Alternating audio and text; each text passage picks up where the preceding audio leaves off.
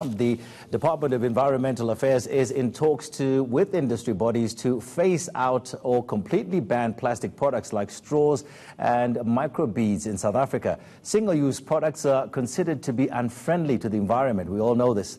Now, reporter Janke Tolmay is with me in the studio to talk a bit more about this. Janke, good to see you. Firstly, where are we with these talks? Well, it is going to be a long and complicated process. I spoke to the Department of Environmental Affairs, and they said they had to have a number of dialogues, discussions. There's a lot of industry bodies that will be involved in this, but they do hope to have some of these discussions over the next couple of months. Yeah. And then they're saying that by the end of this financial year, so before around March next year, they actually already hope to have some policy guidelines in place that will help them phase out or even ban some of these harmful products that we see ending up in the oceans. Tell us about some of these products that they're actually focusing on. Well, they are targeting plastic straws, earbuds, plastic cups, as well as plastic utensils, those little straw stirrers that we see with the coffee, balloon sticks, and then very importantly, polystyrene packaging that we see at takeaway and smaller food outlets.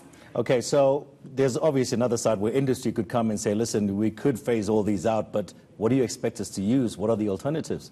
Yes, it's one of those really difficult balancing acts where we see these horrific pictures of these products not only lying in the streets of a city, but also it ends up in these rivers, and then it makes the way to the oceans. And one of the statistics I heard that about 6 million tons of plastics end up in the ocean every year. So that's the one side. The other side is still there are a lot of people in the plastic industry. There's a lot of jobs. And some of the people even saying that if you compare plastic to their alternatives, some of the industry bodies saying that they're actually environmental, or the benefits that they have are actually 4 times better than some of the alternatives that people are suggesting. For example, Plastic South Africa said plastic paper straws are not made in South Africa, so you have to import all of those.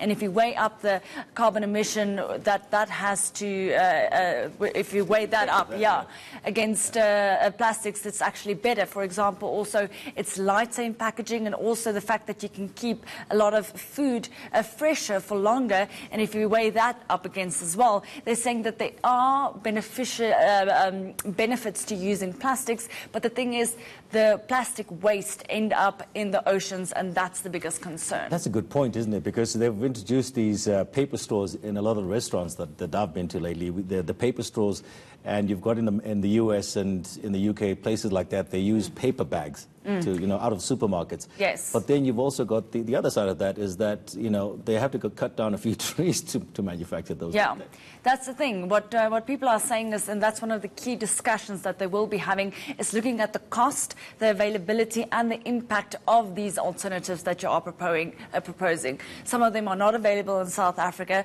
Some might have even effects on the environment that's even worse.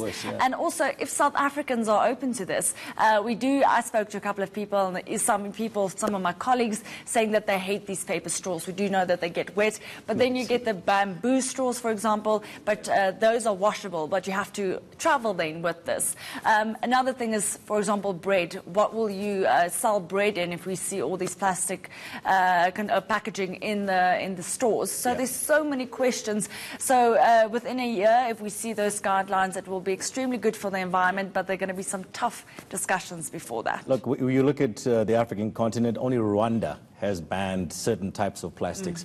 And I think if you've seen the plastic bag, you face a 6-month jail term.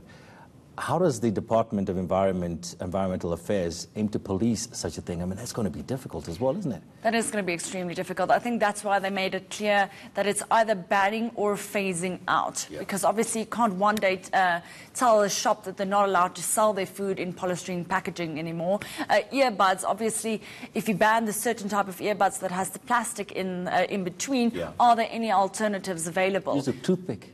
Well...